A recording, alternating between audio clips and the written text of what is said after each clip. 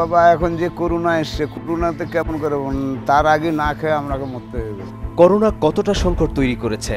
উনি কারো কথাই শুনছিলেন না, এর প্রেক্ষিতে আমরা তাকে জরিমানা করতে বাধ্য হলাম। কিসের অপরাধে জরিমানা করা হলো? ওনারা যদি সঠিক থাকে তাহলে ওনারা চাল বিক্রি করবে না কেন? কারা কৃত্রিম সংকট তৈরি করছেন?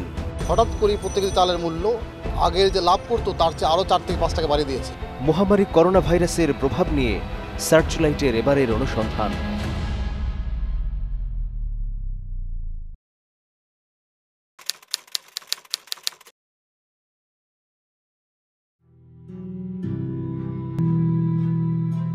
মরণব্যাধি করোনা থেকে বাঁচতে প্রধানত আক্রান্ত ব্যক্তির সংস্পর্শ এড়িয়ে চলা এবং কিছু নিয়ম মেনে চলার কথা বলছেন বিশেষজ্ঞরা।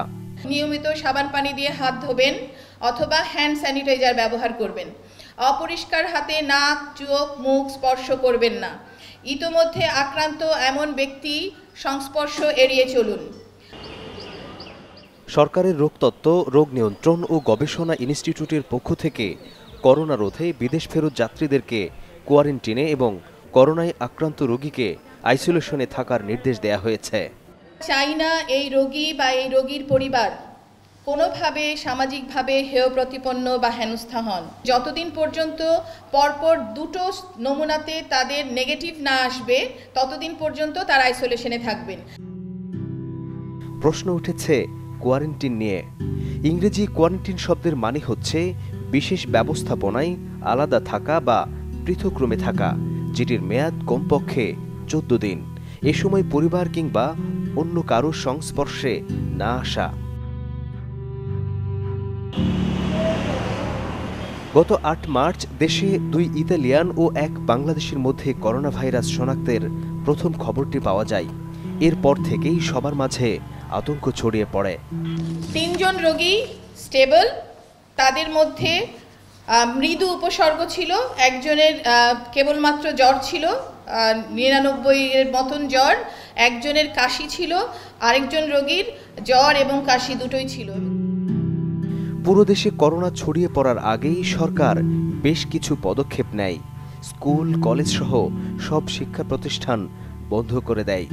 বন্ধ করে দেয়া হয় সব ধরনের যোগাযোগ ব্যবস্থা।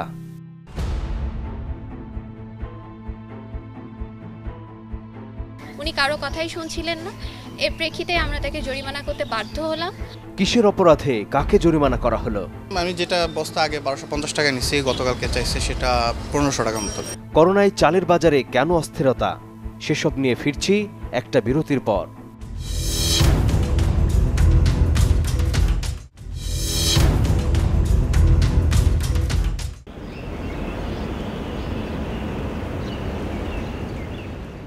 হযরত শাহজালাল আন্তর্জাতিক বিমানবন্দর।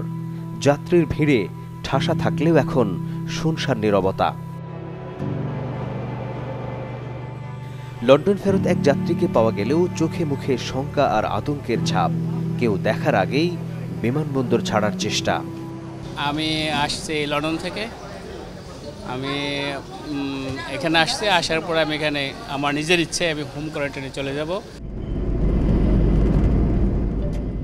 আসলে কি বিদেশ ফেরতরা কোয়ারেন্টিন মানছেন? বাস্তবে দেখতে চাই, এজন্য যেতে হবে কেরানীগঞ্জে। তথ্য রয়েছে, কেরানীগঞ্জে 121 জন বিদেশ ফেরত রয়েছেন যারা হোম কোয়ারেন্টিন মানছেন না। কেরানীগঞ্জের স্থানীয় প্রশাসন ভ্রাম্যমাণ আদালত বের করে। সেই অভিযানে যুক্ত হয় টিম সার্চলাইট।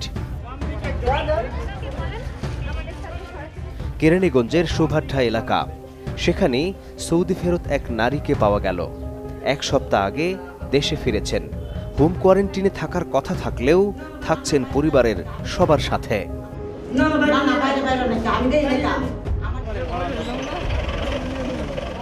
এবারের যাত্রা দক্ষিণ কেরানীগঞ্জের বাস্তা ইউনিয়নের মুচিয়াসুর গ্রামে, যেখানে হোম কোয়ারেন্টিন মানছেন না প্রবাস ফেরত তোফাজ্জল, যিনি প্রশাসনের খবর পেয়ে পালিয়েছেন। অনেক খোঁজাখুঁজির পর পাওয়া গেল তাকে। ঘরের বাইরে যদি 1 পাও বাইরে আসে, সাথে সাথে কিন্তু ধরে নিয়ে চলে যাবে। পাশের বাড়ির শাহিনও সম্প্রতি কুয়েত থেকে বাড়িতে এসেছেন। তিনিও মানছেন না হোম কোয়ারেন্টিন। না আমি তা তেমন শুনি না, ওই সময় কমে আসিল, ইদানিং 2-3 দিন ধরে শুনতেছি। অনেকে হোম কোয়ারেন্টাইন মানে জেলবন্দি বা আটক জীবন ভাবছেন, আবার কেউ এর ব্যাখ্যাই জানেন না। ফলে পালিয়ে বেড়াচ্ছেন অনেকেই, আবার কারো দেখা মিলছে রাস্তাঘাটে। এদের মধ্যে প্রশাসনের তৎপরতায় 108 জনকে কোয়ারেন্টিনে রাখা হলেও পলাতক রয়েছেন 10 জন। আইন না মানায় 3 জনকে জরিমানা করা হয়েছে। এখানে এসে আমরা একজনকে পেলাম, উনি কুয়েতে ছিলেন। উনি এসছেন এবং উনি বাইরে ঘোরাফেরা করছেন, প্রচুর বাজারে যাচ্ছেন, সব জায়গায় ঘোরাফেরা করছেন।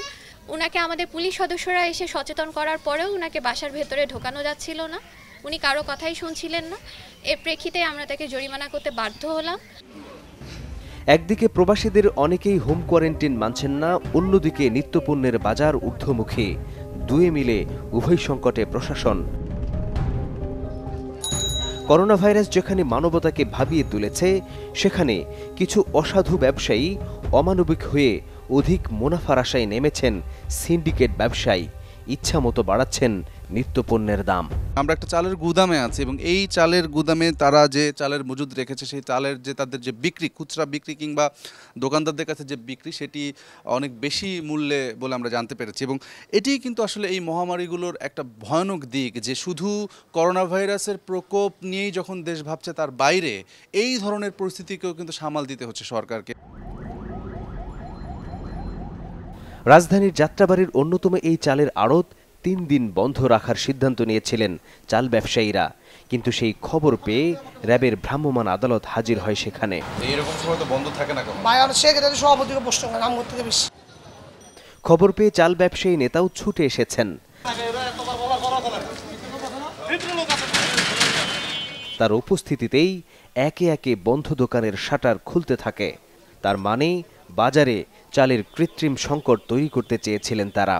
জরিমানার কারণে, ওই কারণে আমরা এই আড়তটা বন্ধ রাখছি, যে আমরা লাঞ্চের পরে খুলুম, আমাদের লাঞ্চের পরে সকালে খুলুম না, এই ধরনের আমরা চিন্তা করছিলাম।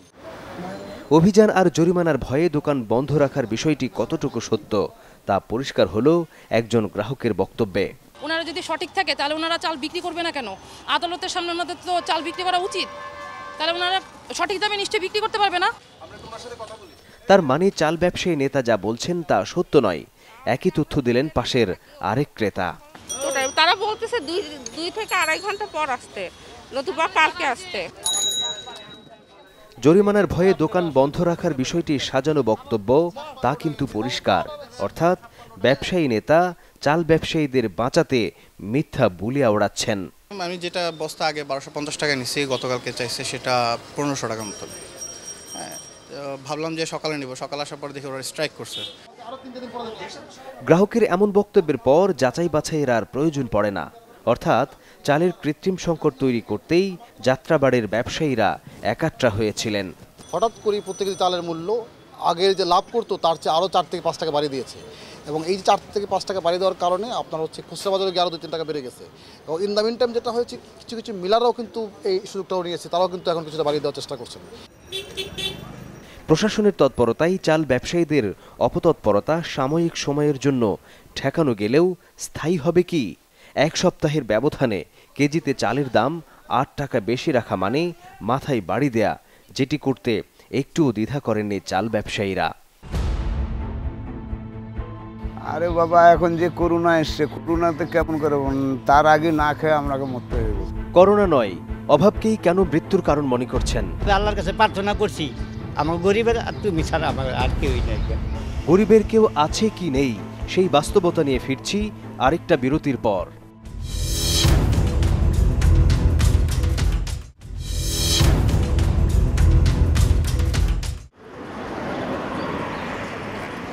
ধানমন্ডি 32-এর লেকপাড়। দীর্ঘ 3 ঘন্টা ধরে বসে আছেন রিকশা চালক মাইনুদ্দিন। সকালে বেরিয়ে দুপুর গড়ালেও যাত্রী খুঁজে পাননি। এদিক ওদিক তাকিয়ে কারো দেখা মিলছে না। এখন পর্যন্ত কোনো ইনকাম নয়, 20 টাকা ইনকাম। যাত্রী নাই, লোক নাই, চড়ে না। 1 যুগেরও বেশি সময় ধরে রাজধানীতে রিকশা চালান, কিন্তু এমন সংকটে কখনো পড়েননি। আরে বাবা, এখন যে করোনা এসছে, করোনাতে কেমন করে তার আগে না খেয়ে আমরাকে মরতে হইব। কারণ আমাদের রিকশা ভাড়া ভরে নাই, এই জন্যে ইনকাম নাই, করোনার মরার চাইতে আগেই না খায় মরতে হবে আমরাকে। যে সংকটে পুরো বিশ্ব, সেই সংকট মাইনুদ্দিনের জীবিকাতেও আঘাত হেনেছে। ফলে পরিবার নিয়ে শঙ্কায় পড়েছেন। আল্লাহ যদি চালায় তাহলে চলতে পারবো, না হলে শেষ। দুঃসময়ে স্ত্রীর আয়ের পথটাও বন্ধ হয়ে গেছে করোনা ভাইরাসের কারণে, যাকে বলে মরার উপর খরার ঘা। রিক্সা চালিয়ে 500-600 ইনকাম করতাম, এখন তা হয় না। বাসায় কাজ করতো, এখন বাসা 2 দিন থেকে আর কাজে নেয় না, ছুটি দিয়ে দিচ্ছে। একে তো না খাওয়া শরীর, অন্যদিকে কপালে দুশ্চিন্তার ছাপ। মনের অজান্তে কখন যে চোখ বন্ধ হয়েছে হয়তো নিজেও জানেন না। আবারও জেগে ওঠা, যাত্রী পাবার আশায় ছুটে চলা। দিন শেষে পেটে ভাত জোটানোর আশায় রাজধানীর উলিগুলি ছুটে বেড়ালেও কোনো যাত্রী পাচ্ছেন না। রিকশার চাকা ঘুরলেও জীবনের চাকা যেন থেমে যাচ্ছে মঈনুদ্দিনের। ক্লান্তশ্রান্ত মঈনুদ্দিন নিজের দুঃখ শেয়ার করে হয়তো হালকা হবার চেষ্টা করছেন, কিন্তু অন্যদেরও তো সেই একই অবস্থা। কণ্ঠে বিষাদের সুর। 20 টাকা দিয়া কি করুন, সংসারই চলবে না। দীর্ঘদিন ধরে রিকশা চালালেও এমন বিপর্যয়ে কখনো পড়েননি বাদশা মিয়া, শাহিন আর মাইনুদ্দিনরা। যাইয়েছিল মোটামুটি আল্লাহর রহমতে ভালোই চলতেছিলাম, আল্লাহ ভালোই চালাইতেছিল। এই 8-10 দিন ধরে আমার মনে করেন রুজি একবারে কম। আমার নিজের যে খাইতে যে টাকাটা লাগে ওই টাকাটা অনেক সময় দেখা যায় হয় নাই। করোনা ভাইরাস নিম্ন আয়ের মানুষদের কতটা সংকটে ফেলেছে তার আরেক উদাহরণ বাদশা মিয়া। যেভাবে আল্লাহর কাছে প্রার্থনা করছি, আল্লাহ তুমি বাস ছাড়া আর কেউই নাই আমাকে, আমার গরিবের আর তুমি ছাড়া আমার আর কেউই নাই গা। তারপর আমাকে এই বাড়ির বড় বড় 3-4টা সাহেব আছে, আর আমার কিছু কিছু টাকা দিয়ে হেল্প করছে, তোমরা চলো। একই চিত্র পাশের রিকশা চালক শাহিন মিয়ারও। রিক্সা না চালাইলে তো আমার খাবার জুটবে না, তো তারপরেও তো এখন যে রিক্সায় ভাড়া টাড়া নাই, না খায়াতে এমনি কষ্ট করে মারা যেত। তার এই অবস্থায় রিক্সে নিয়েই তো রাস্তায় নামছে।